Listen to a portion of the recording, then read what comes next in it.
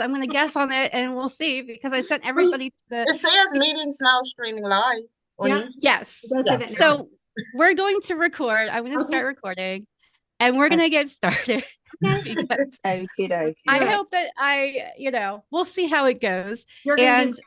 we can try to be on YouTube. And I really hope that we're on YouTube. But if not, you're going to be able to catch the recording if you're not with us live today. So what I'm going to say here is my name's Deb. Welcome and happy International Women's Day. Yay for women. It's a great day. I have wanted to do an event for International Women's Day for years and years, and I'm thankful that I get to do it today. What I'm going to share here is a couple things about the speakers that are here today in the room. And then I'm just going to give a quick intro for each of those, and then we're going to get started with our questions that I set up for us to kind of kick us off some discussions. Hopefully Maria will be joining us shortly. I do see two people in the waiting room, so I'm afraid because I don't know if it's a spam bot. So we're going to leave that person in the room. I'm sorry, Quinta. I'm just not sure. Okay, so first up, Serena Snowd is the founder of Good Community. She's a consultant helping, and Serena, wave for us so they know who you are. Hello. She's a consultant helping community professionals protect and improve well-being and build ethical and practical online communities. She has 15 years of experience in building, scaling, and leading online communities. Jenny K. Pollock co-founded the Woman and AI podcast and the community focused on advancing AI by amplifying women's voices. Jenny's superpower is that she's driving monetization through strategy for B2C software companies. That's business to consumer. And Maria, we're going to skip Maria because she's going to be joining us. She had some tech issues. Teresa Anderson is a dynamic marketing leader and a captivating speaker who brings unparalleled expertise and energy to any stage, including this one today. With this career spanning SaaS, HR, education, she has mastered translating complex go-to-market ideas into actionable, relevant strategies. And last but not least, CJ is an AI ethics and data protection advocate. She is her role as an data ethics and governance AI working group chair at MIA, which is Mission Impact Academy, and her position as head of international relations at Women in AI Africa, further underscoring her influence and dedication to empowering women in technology. So welcome to all of you. Thank you for joining us today. I'm going to try to see if I can get Maria on our call, but I want to start first by saying, why did you, before we get into the other questions, I wanted to just ask, and we can popcorn these things. So if you feel something that comes to you, that's fine. If you don't, that's fine too. But why did you decide you wanted to participate in International Women's Day today? I'm happy to jump in. I've had so many women be inspirational in my career, both getting me started and both keeping me going. So I am excited to talk to these smart women. That's probably 90% of it, and to you, because you know, Deb, I love you. But also to mark this day and really celebrate women's voices. That's my primary thing. Yeah, and I can jump right in behind Teresa. And I could say ditto, but absolutely.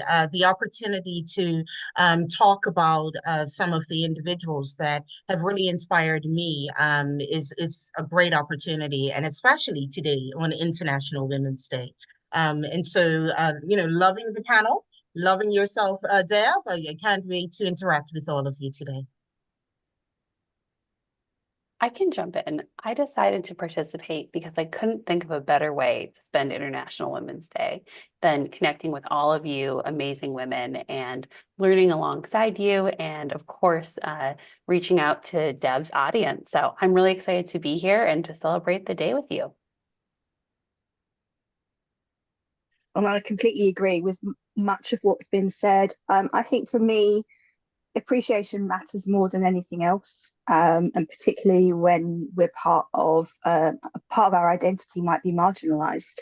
And as women, we might be facing exclusion, we might be facing challenges, and we know that that's part of the reality of being a woman. And so I think it's really helpful that for us to talk about inclusion and why that's so important, and to also talk about the people who inspire us, and to aim to be people who will inspire others. So I think for me, being part of that conversation is really important. And yeah, very happy to be here from England. I want to jump in and say, like, I echo everything that everyone said. And, you know, in my role as a trauma therapist, I spend a lot of time being present with the pain of so many women. And I see sort of the personal expressions of the ways in which the marginalization and the just the silencing of our emotional lives and needs are that for me, I had a very strong urge to be present on this day with more of like the camaraderie and the community and the connection and the sisterhood, because it can be so challenging to sort of be with the weight of that all the time. And it's been really, you know, like I wanted to connect with the more joyful sides of being a woman and the good things about us, and to have something to focus on in that regard. So great. I think everybody shared, but I'm just so glad that all of you came and showed up today. And so I want to kick off our conversation by starting to think a little bit about a time in your life when you met a woman and immediately was inspired by her courage, strength, her empathy, her resilience, or her grit.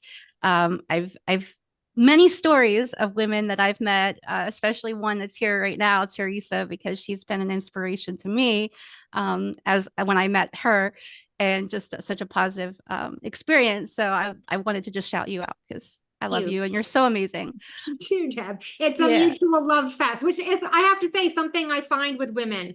I find that women are really good. Like it's a real feminine energy to bring a woman into your circle and then have be really reciprocal. I feel like that's such a strong quality that women have, and the ability, Deb, to lift you up and then you in turn lift me up. That's such a wonderful thing to celebrate in this, even beyond just a specific woman who's inspired me. That for me is that's what makes it great. Yeah, I mean, I can chime in here as well. I think, you know, which goes hand in hand with what you're saying, Teresa. I just, from beginning to end, our scars become our stories, and that is an inspiration to other women.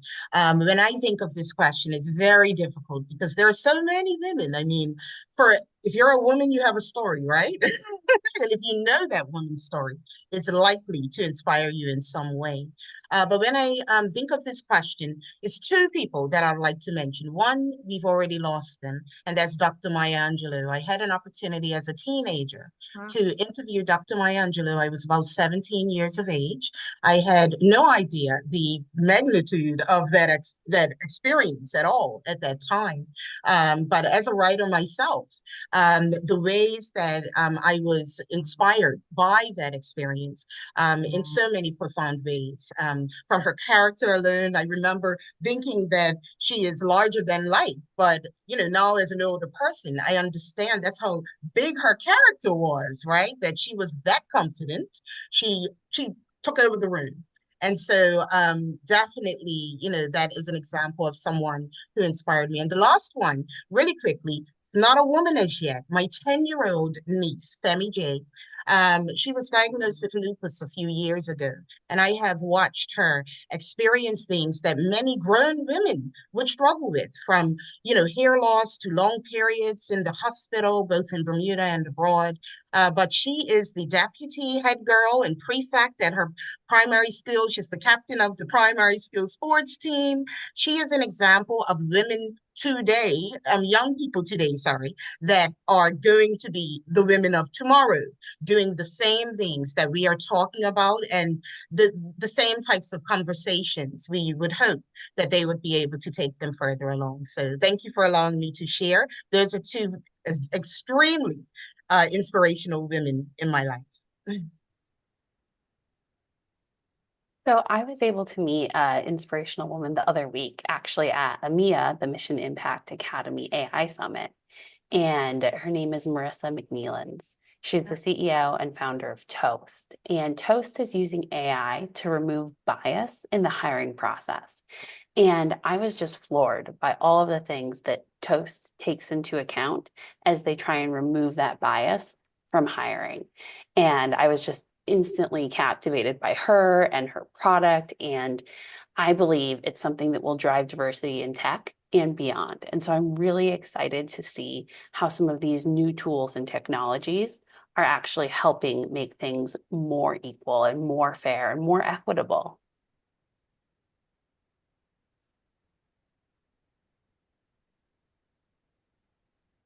I think that is a great insight, and there is something about that fairness and that equitability. It's such an important thing when we think about, positive values. Looking at that list that you sent over, Deb, I was looking at that question for a long time. I was thinking there's so many things: courage, strength, empathy, resilience, and grit. It shows up in so many women. It's such a huge, when I think about women, it's such a huge part of being a woman can often be about resilience and about empathy and about strength. And so it sort of sent my mind towards thinking about nurture and thinking about women who show up and care. And I've been involved in leading caring communities and health communities for most of my career. And so for me, I really think there's a group of women that we don't really recognize and we don't really talk about a lot. And primarily they are women, and they're unpaid volunteer moderators in online spaces. And primarily that role is done by women across the web, whether it's Facebook groups, whether it's forums. You'll usually, there are certain areas where you'll find more men, but more often than not, the women that show up to do the work of empathy and supporting others in that online space are usually women. So I wanted to thank them. They're often unpaid and unrecognized for the work that they do, and it's the hard stuff. It's dealing with the toxic waste of the web, and it's also creating safe spaces for people and being people who show up with positive intent in online spaces. So I think for me, that's who I want to pay tribute to today.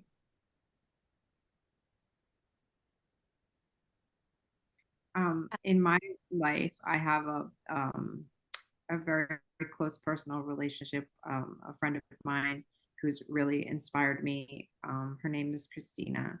And I met her at church. It was kind of like a serendipitous thing that she is the child of a very close family friend of my husband. And it was just kind of like a serendipitous meeting of her in my life. And it really fundamentally changed me as a human, just knowing her and developing a close friendship with her over the years. And I've gotten the opportunity, because she's become a close friend, to see her fighting breast cancer really valiantly, to see her working with the homeless, because she works in a homeless shelter, and how she shows up to that work and the meaningfulness of that. And as close family friends, to see her as a mother, as a grandmother, and to observe her approach to some really, really difficult life circumstances when we talk about grit, and just to always be able to find some kernel of joy and happiness and peace to reflect on and to connect to. And in my own life, that was always something that when things happened for me, that I would get hung up on things, or it would be hard for me to sort of let go of pains and hurts. And just watching her sort of navigate some really difficult life circumstances, and the sort of well, this is how this is going to serve me, and this is how I can find this one thing that's a blessing in this really difficult situation. I have breast cancer, but I have all these supporters that are here to cook dinners for me and do all this stuff, and just to be able to find that just joy in life, no matter what life throws at you. And that has really inspired me. She's inspired me sort of personally, and just how she shows up to her life, but also how she shows up to her work. And just I feel such a tremendous debt of gratitude for her just being there for me as a friend, and just that community that sort of springs up around her and every woman. Like, one of the things that I think is so like amazing about women is our capacity to like create community, like Deb in her role of connecting all of us together, and just to be able to create this connection, these connections. Like, we are the web. We are the web. You know, of the world, really. Like, without women, like, think about how many families where a woman dies and the relationships with the extended family just goes to you know what. It's like, you know why? Because we're that glue, that cohesion of connection across the world. Speaking of connection, thinking about, I was trying to do a good segue, but I don't know. Well, I mean, that was a good segue into the conversation around being inclusion. Yeah. You know, yeah. If you wish, Deb, you know, women, we just need to be included as often as we can in every field and endeavor. You know, it's about the diverse perspectives. So I have an appreciation for Melissa and what she was saying there. You know, in my field, and the same with Jenny, and I think a few others on the call, it's AI, technology, and data protection, where women are hugely underrepresented. And that underrepresentation of women in these fields, I mean, it's going to lead to some major concerns in the future in terms of innovation, in terms of, you know, biases and workplace inequality and all sorts. And so there is definitely an important space for every woman, you know, diverse individual to have a voice as we continue to work together to build the future. So I agree with Melissa. We are the web. You know, you can't have the world without us. So there you go, Deb. A great segue. unless men all of a sudden start to figure out a way to have children on their own. I don't know. Well, listen, I don't think that's going to happen in We this figured that time. out genetically. We figured that out genetically recently, but they still need a womb to stick the baby in. And listen, even without childbearing, women bring very unique characteristics just by, I think, that web idea. We are relationship drivers. We connect dots. You know, the studies that have been done, there are strengths. You know, everybody has brain strengths, right? Everybody has their unique gifts. And there are a distinct set of those that I think really well line up with modern business. I think you're seeing women meteorically rise in certain leadership areas, you know, really shooting up. I think it's because of those relationship building, diverse thinking and connecting of dots that it's such a strength when you're trying to run an org. I think I've seen statistics that women run orgs outperform in a lot of key metrics. But I think for that reason, I think that is the big superpower. Absolutely. And to go off of that, when women are on boards, the organizations actually make more money, more revenue. So not only is it the right thing to do to have a diverse audience on your board and in your leadership, it's also the right thing for the bottom line. And so everything's lining up. And I really hope we continue to elevate women at different levels of leadership. But one thing that I wanted to share is a seat at the table isn't enough. Even when you have that seat, you can get talked over, you can get ignored, you can get passed over. And so to combat that, one of the things I like to do is to invite other women to join me and to bring them up with you. So as you're going up, lift them up, whether that's at work or in a side project. A really good example of that is actually Deb today. You invited all of us here to speak, and that's what it's all about, is bringing more women in and including them in what you're working on and amplifying their voices. So thank you, Deb. I really appreciate you bringing us all together today. You're welcome. I am glad. And we have so many just from different places. If everybody wants to kind of share where they're calling from today, because I don't know that we said that while we were doing the recording. So I'm from Central Pennsylvania. Who wants to share next? I'm from Key West, so down the very bottom of Florida, in a little tiny island in the dot in the ocean. And I'm from Bermuda, not too Another far dot. from Florida. I'm from Bermuda. I'm calling in from San Francisco, Silicon Valley area. I'm also I'm I'm sorry. I'm also from central Pennsylvania, probably up the street from Deb. And Serena? Yeah, I'm from just outside London in England, so it's just gone 5 p.m. here, so heading towards evening. Wonderful. And Maria, welcome. I'm so glad you were able to join us, and you were having some tech issues, but welcome, welcome. So glad you're Thank you. here. Any other thoughts about inclusion or how we can cultivate more inclusion within our sisterhood, like womanhood, like thinking about how we can help each other become more inclusive, and in the spaces that we're in too? Because I think I've struggled with this a lot, because Central PA, for people who aren't familiar, we don't have a lot of diversity here. It's pretty much all kind of the same people. I mean, we have some, but we don't have nearly like what Philadelphia or New York or Washington, D.C. have. So It's growing. It's growing, but the mindsets often stay the same. So far. So we have to, those of us that have been here a while, we remember this history, and we have to speak up and be bold and try to maybe open doors for people that are coming in.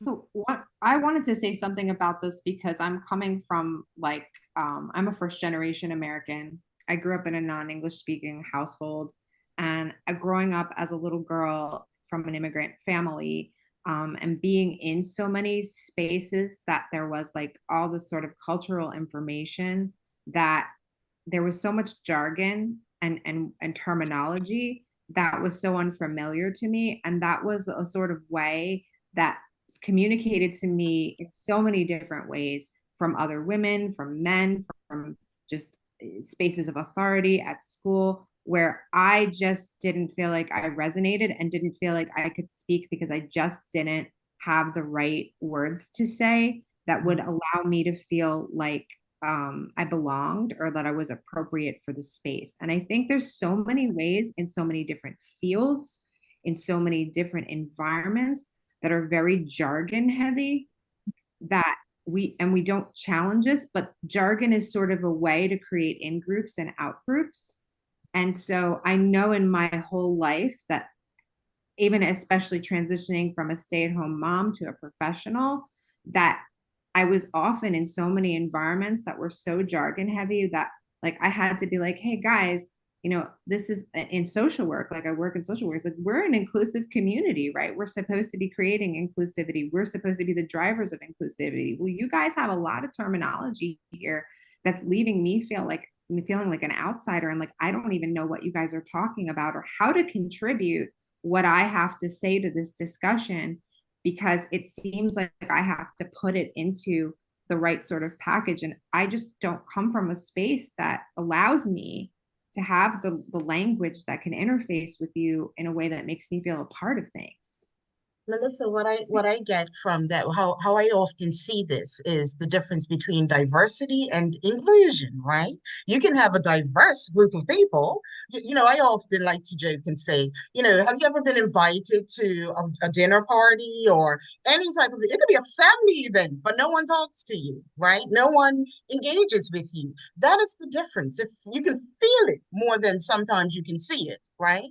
And I just think, yeah, like we just have to move away from societies of judgment, just really being stuck on judging each other, and move more into mindsets of acceptance and understanding. We're all different. We all want to be accepted.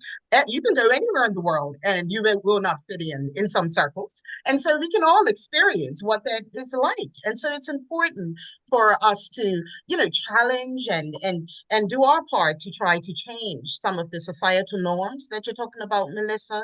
Going into new jurisdictions or moving location, often you can come into a community that is not as welcoming. So they want diversity, and you might even check the list, right? We need diversity. but they're not inclusive in any way, you know? And so really looking at, in my opinion, you know, having really open and honest conversations like this is so important. So our voices are heard. And, you know, even though we think we're being inclusive, sometimes we're not. And we don't know until we listen to the person who feels excluded tell us. And I had that experience when I was just in Kenya. I was with friends. We, you know, were having a great time. But there were often times when I just, you know, I was trying to understand terminology or understand things. And I just felt like the talking was just right over me, right? And so I went quiet. And a friend noticed that. And she said, you know, what's going on? And I felt safe enough to express myself. They had no idea that they were doing that at all. So sometimes we have to have grace too, to tell people, because we can be passive aggressive and feel that we don't need to tell people that they have offended us. But how would they know if that is their culture, if that's their background, if that's their norm? And so there's a lot of controversy around that in terms of what people should know. But I look at it like a spectrum. Some people know a lot, some people know a little. How else would we have change unless we talk about it? So that's just my piece. I'll go on mute. Yeah, I wish I could give you a round of applause for that, CJ, because I was just thinking so much of what you're saying is similar to the things that I've been experiencing in the charity sector, non-profit sector in the UK, where I've worked for 20 years. And over here we call it EDI, and I recognise across the pond we changed the letters around. I'm sure other countries call it different things, but I think for me the idea of diversity, equality, or equity actually, inclusion and belonging, because belonging is the newer idea that seems to be being spoken about more. And I think actually all four of those are needed to tackle this systemic exclusion. And some folks in the non-profit sector, we've been getting a bit tired of it, this EDI being kind of tick box exercises and feeling like it's tokenistic, or we do just enough to kind of like skirt through whatever controversy organizations might be facing. And that's not just the non-profit sector, that's the for-profit sector as well. But this idea of ultimately this is about power. Ultimately this is about who do you see, who do you value, and why. And from the context of talking about women, we don't just have to talk about women, we can talk about all different groups in society that might be marginalized, excluded. And I want to include people from the trans community. There's a horrible story in the UK you may have heard of. I won't go into details. That there was a horrible story that's been in the news, and the idea that someone could be murdered, a child murdered by other children simply for having a different identity. It's appalling to think about. But this idea of actually, this is dangerous stuff. If we take exclusion to extremes, people are really at risk, and it can show up in all sorts of ways. We talk about microaggressions, and I'm sure many of us have experienced some of those, as women, or other aspects of our identity. But this idea of actually the small little things that can happen through life that make us feel intentionally or otherwise, and it is right to say some of it is accidental, but intentionally or otherwise, this exclusion, this othering, this I don't want to hear you, I don't value you, I don't see you, that's a lot of what's happening here. And unpacking that and moving away from these scarcity mindsets and these fixed mindsets, and it's a lot of it's about fear and about control, I think, ultimately. But there's a lot of courage. The flip side of it, we're talking about that courage to speak out and the courage to be willing to learn. And I'm sure I've got things wrong and I've said things wrong in the past, but it's that willingness to show concern to other people, to make space for other people. There's more than enough room at the table, as we all know, but it's the idea of actually sometimes you've got to bring your own chair, maybe elbow somewhere along so that you can sit down. But yeah, let's see what we can do about that. But there's so much more we could say about that, but this idea of ultimately, it's about inclusion, it's about power, and it's about, action. So let's see what we can do, folks. One of the most amazing things that I've really appreciated in the younger generations, people younger than me, is that they seem to be much more accepting of where they are in this moment and not having to just go up the ladder or achieve this or achieve that or look a certain way. This acceptance of loving yourself, no matter what that means, is an amazing thing, because that's not something I learned. I mean, I definitely learned that there's a way to look and there's a way not to look as a woman. And there's sizes that are good and there's sizes that are bad of clothing, And I think one of the things that I'm learning much more about is just this whole fat bias and people who have struggles. And I'm a plus size person in this body currently. And I think that's something that I have found so much struggle with people, women, obviously there's reports that women make less than men in situations, but also even the women that are fat, that they, would recognize as fat, they make even less than the women that are thin. And so I think that there's also these other little adjustments that we need to really think about. Is I think it's just going to make it all better if we could just say, it's okay, you look great. We don't need to have you look any different than what you look like today. And so I wanted to transition us to talking a little bit more about acceptance and in our bodies, acceptance of our minds, acceptance that we're smart. So I wanted to see what the thoughts were about that. I mean, that is such a good topic to bring up, Deb, because I do feel like women hold a lot of baggage around this, and it holds them back, especially in an era where so much of your professional success is tied to your brand image. I think that's a circle of life that's come back around, where, the face that you put out to the world is judged and accepted, but it's also, you can't get away from not doing it. You have to participate. You have to you have that photo on your LinkedIn that every single recruiter is going to check before they hire you. That's a real thing. And I think that this is there's a couple things I'll say here. Otherness is something kind of hard baked into humans. We're tribal creatures, right? There's a big part of our amygdala that is dedicated to, you're not like me, you're not in my tribe. That's a human thing. And I think to get to our Star Trek future, where we are equal and judged for who we are as a person, we are going to have to educate ourselves out of it. And I do have high hopes for the younger generation. I think they've done a really good job of this. So I think that there's that otherness that we have to get over, but then at the same time, I think we also have to get over our own hangups around this, however they've been baked into us.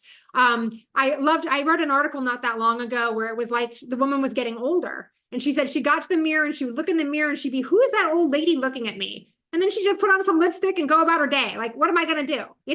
So I think that is a little bit of that each of us have to kind of get over. Obviously, there's a human thing there and a cultural thing there. But I did want to give you this quote too. It's from Erica McKeon, who's a blogger. You don't owe it to your mother. You don't owe it to your children. You don't owe it to civilization in general. Prettiness is not a rent you pay for occupying a space marked female.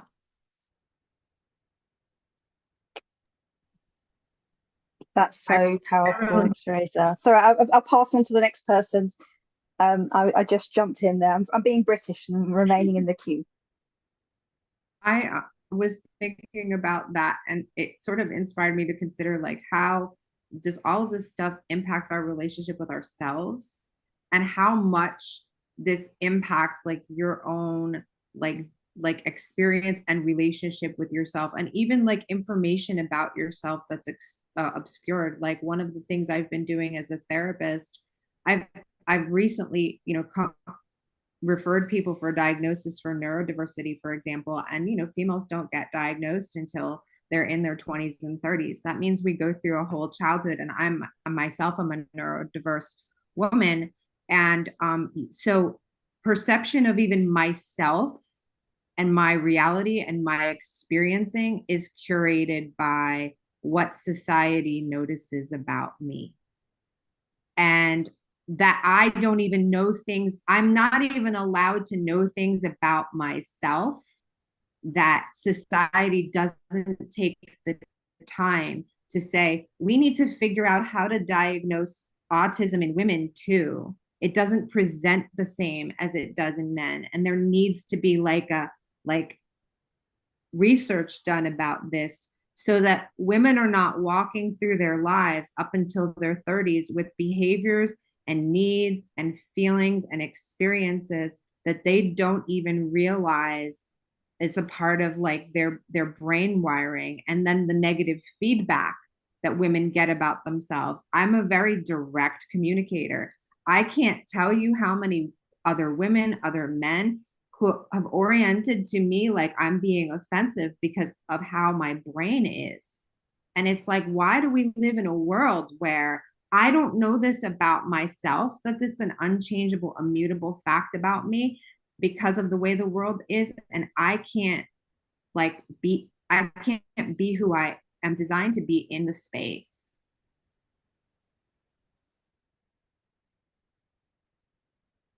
I think there's a lot of truth in what you're saying, Melissa, around those the stereotypes or the assumptions that people can make about what it means to be a woman, and this idea of directness and courage being something that might be trickier for some people to get their heads around.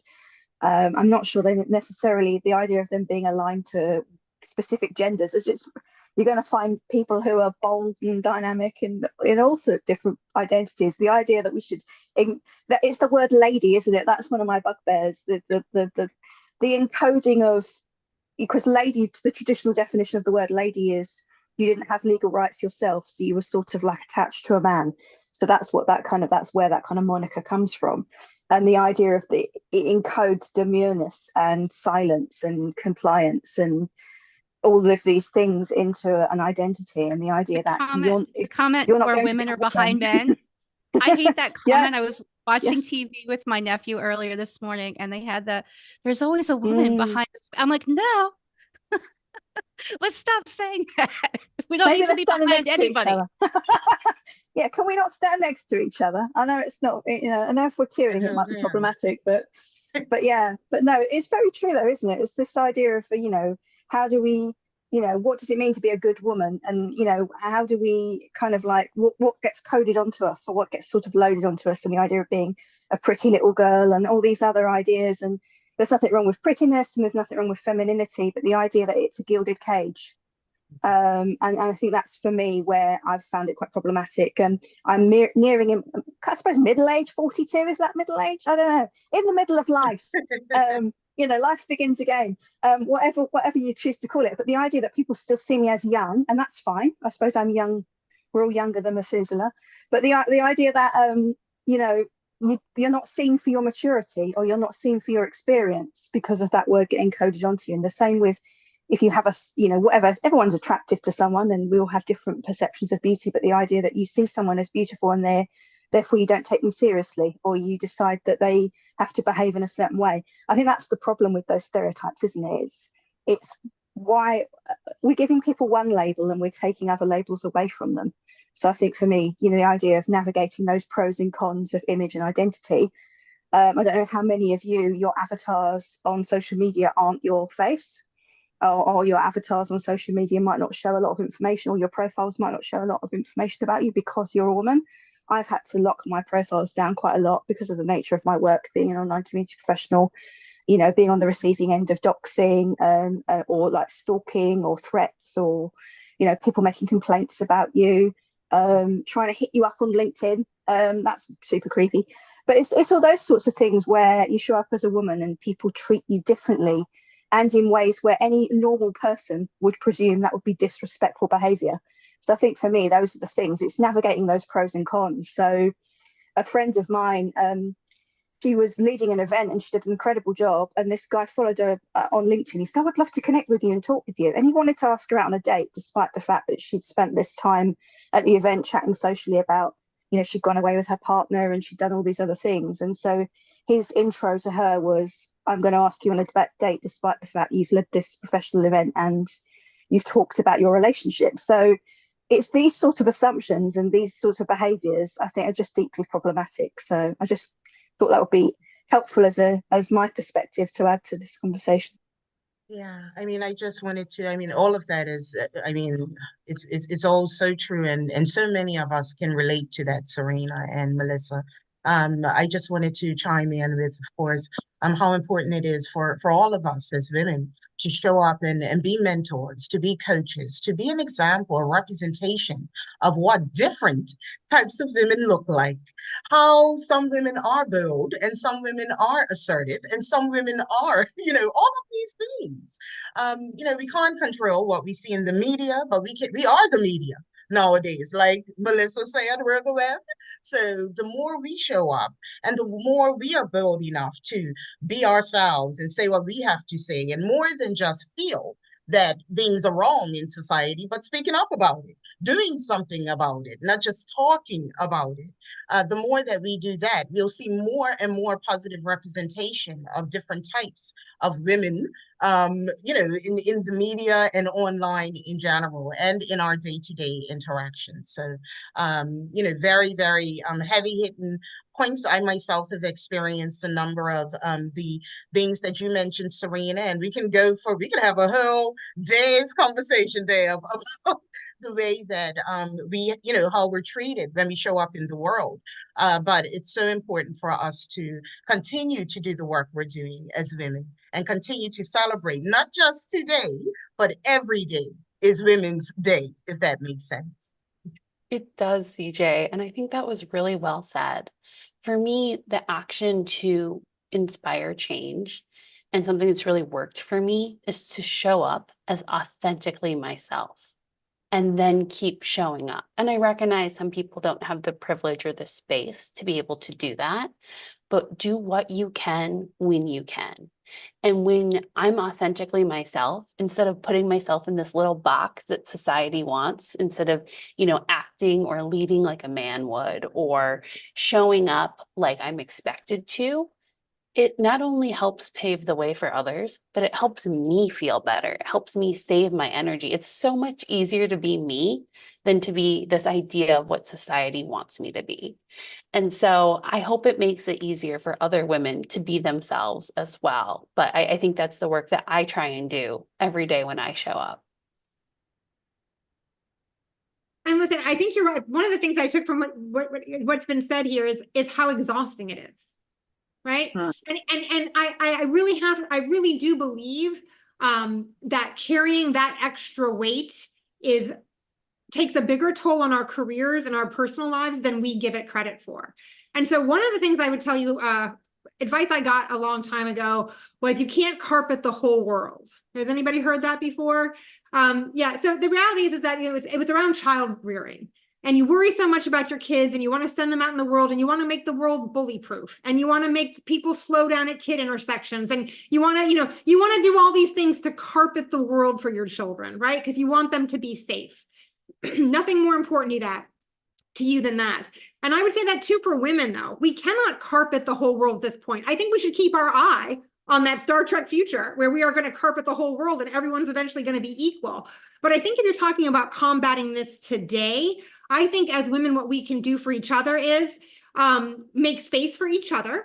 I think that, if they're not going to make space for us and they're not going to welcome us, then we will make our own spaces. We will make our own safety. And then I think we need to be really conscious about providing parachutes for women who need to get out of toxic scenarios. So if you have an open role in your sphere, I can promise you there is a woman in a tough, unwelcoming environment that would be happy to have that role in your good and happy environment. So I think that that's something all of us can do today. It does not carpet the world. It does not solve the problem in the long term. I think we're all going to have to work on that for years and years to come.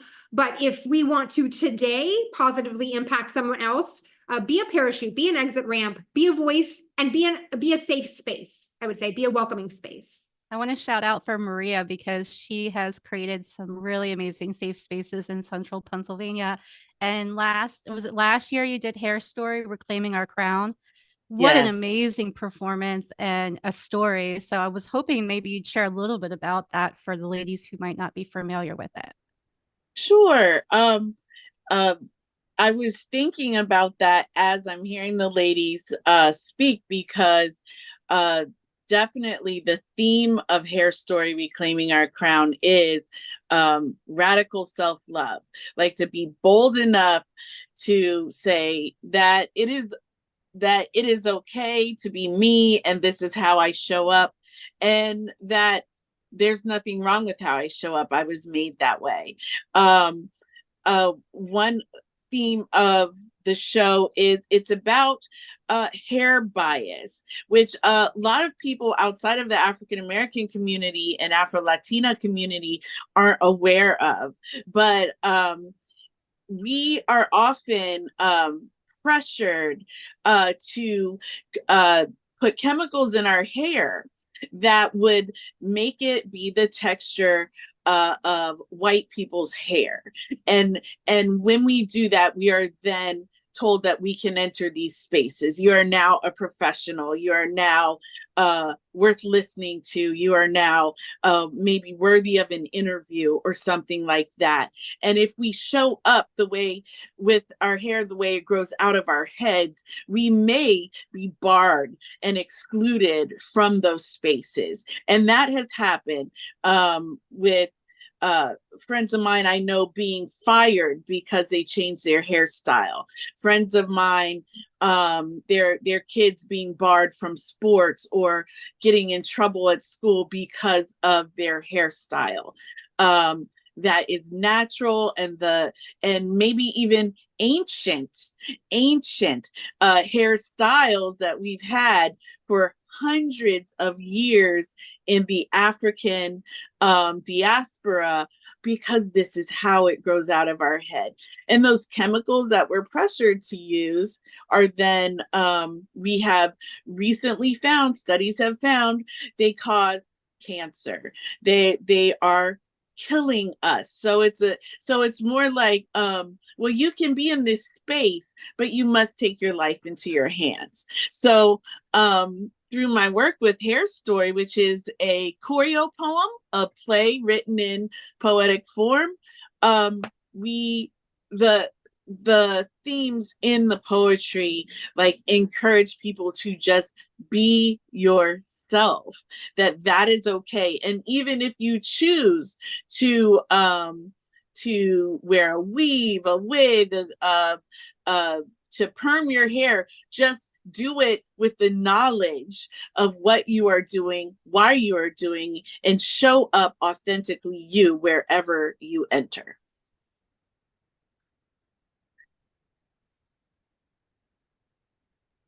That Thank you so is much. absolutely amazing, Maria. Sorry, Deb. I just wanted to say that really quickly. I really enjoyed that, and I'd love to connect with you to learn more about that production.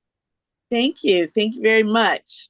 I am excited to say that for Juneteenth, we will be performing a portion of the show in the Capitol Rotunda in Harrisburg. Wow, congratulations. Thank Will it you. be recorded? Still working on all the details, so we shall see. Okay, good answer. No worries, but congratulations to you. Thank you. Thank you.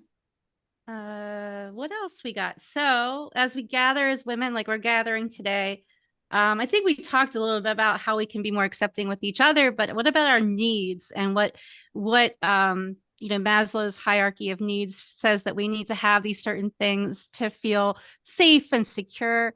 And not all women today have those things. Many struggle to get there, and they don't have the ability to have their own agency yet. How can we help those women, or what have we done, or how can we maybe reach across and try to make it safer for other women? I can start, and then I'll put myself on mute. But I am a part, as you mentioned, of a wonderful organization in out of Kenya called Women in AI Africa, WEA.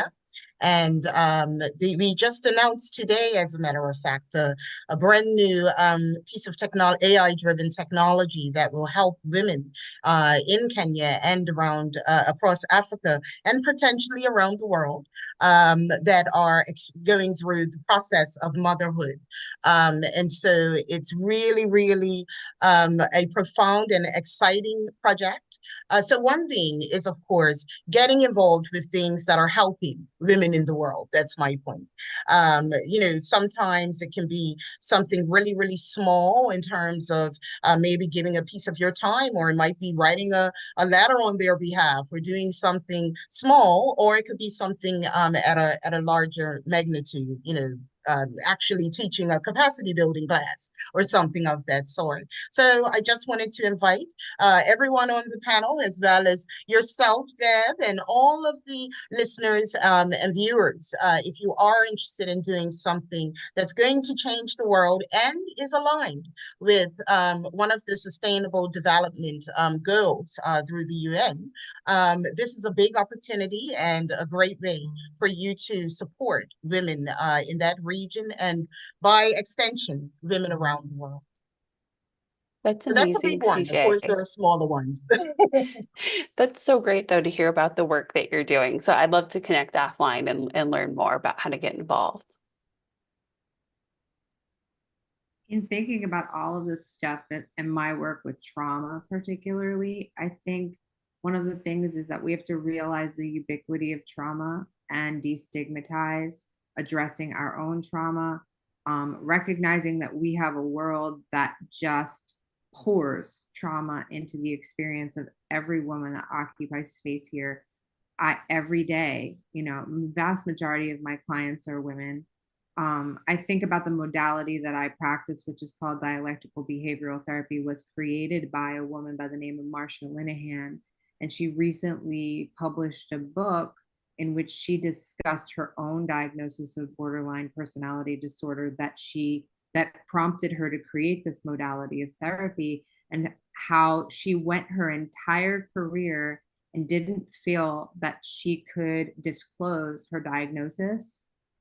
And her diagnosis was an integral piece of why she created the modality in the first place, and the way in which her modality has been able to, set so many women, so many people free of things that had plagued their mental well-being over the course of their lives. And I think about her individual story and how she was then able to translate that story into something that has done so much profound good in individual lives and our collective society. And then here is this woman feeling like she has to be silent about her own struggle. And like, it was such a blessing to have her transparent autobiography put out there and like recognize that her struggle is part of why she has been able to create something in the world. And like, we have to create more safety for us to talk about the things that we feel ashamed or afraid to speak of. We have to depopulate the unspeakable. That's sort of my take on it. We only have a few minutes. It went so fast. And we only have a few minutes. I want to comment real quick about this too, because I've struggled with mental illness my entire life, and I did not, unfortunately, get the care that I needed when I was younger, when I was suicidal, and somehow I ended up coping, and somehow thankfully I'm here today. But I think overall women they need help. So we need help, especially with people who are struggling with mental illness, because it's so looked at. I've been called crazy more times than I can count. I've been, treated differently because of my differences. And I think that, going back to a little bit of what we were talking about earlier too, it's like there's just so much work to do, but we have come really so far that I feel so thankful to be living in this time period when we do have the ability to speak out like this freely. There are people in this world that still are not able to speak freely. And that's absurd to me, that people are shutting down women and silencing them still to this day. And I think that's something that we continue to work on. And I think all of you here today are a part of that, of sharing these messages and being brave enough, because there are so many consequences that come with speaking your truth, and facing those head on, I think, is such a courageous and inspiring thing to do. And so thank you all for being courageous and sharing here today about yourself and your story and other women, and just being so supportive, because it's just such an amazing feeling to be able to be in a room with all of you. And I'm just so thankful for you. So I'll ask if anyone has any final thoughts, and then we'll wrap up. Just wanted to say thank you, Deb, for creating this space for us and for your audience and the listeners. And I couldn't imagine a better way to start International Women's Day here in San Francisco. So I'm really grateful for you and all the work you've done to bring us together. You're here. Yeah. Yes, Thank I you, was Debbie. I appreciate you, Deb. Mm. Sorry, Maria. That's okay. No, I was just gonna say, Deb, thank you. Again, I love the work that you're doing, and thank you for bringing all of us together. And it really does a lot to open doors, these doors of communication and new ideas and things that we could. You never know what can grow out of meetings like this. So it's a beautiful thing. Thank you, Deb. Thank you. Thank you so much, Deb. It's a beautiful Thanks. spirit of graciousness that Mm. you bring to all of us, and it's such a gift. Thank you so much, Deb. And I think a lot of us were talking about how it's not really about words, it's about action. You know, all the work that we're doing on International Women's Day, you know, it's not just about words and it's not just one day, it's about action. It's about how we show up for ourselves and for each other. And it's great to be part of something that's so constructive and proactive. So yeah, thank you for facilitating this space for us. And Deb, I just want to say, hearing your story, as I started, our stories, our scars, it helps to inspire and help other people. And so you are seen, Deb. We see you, we appreciate you, we understand, and when I say that, everyone has their own experiences. But we have grace for you and what you're experiencing in life, and we are all here, and we're excited that you have created this wonderful space for women and for us. So thank you so much, Deb. We appreciate you. I appreciate all of you. I wanted to say real quick, I think it's when Melissa was saying earlier about trauma, we do, I have personally struggled very much with this most recently, and it led to a lot of challenges that I have in my life right now. But I feel like I've been so supported by women that were not my family, that I found along the path, that became my new family. And that has been such a gift for me to be able to feel accepted, even if it isn't with my own family, but it's with other women that become my family.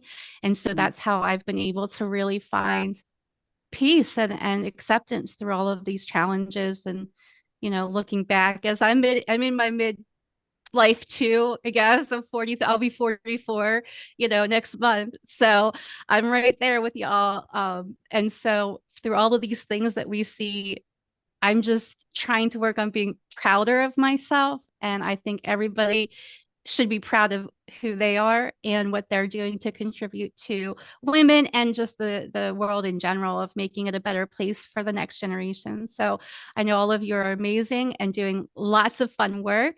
So I thank you again for being here. If you are listening to this on the podcast, good news, there is 2 episodes. So we're going to have episode 1 will be the first half of this, and then the second episode will be the second part. And so I will be sharing those at the launch. This is our event that launches the Community Strategy Podcast Season 3. I'm very excited about that and thankful that you were all able to be a part of that with me today. So with that, we will wrap up for the day. I hope you're finding calm in this day, evening, moment, afternoon,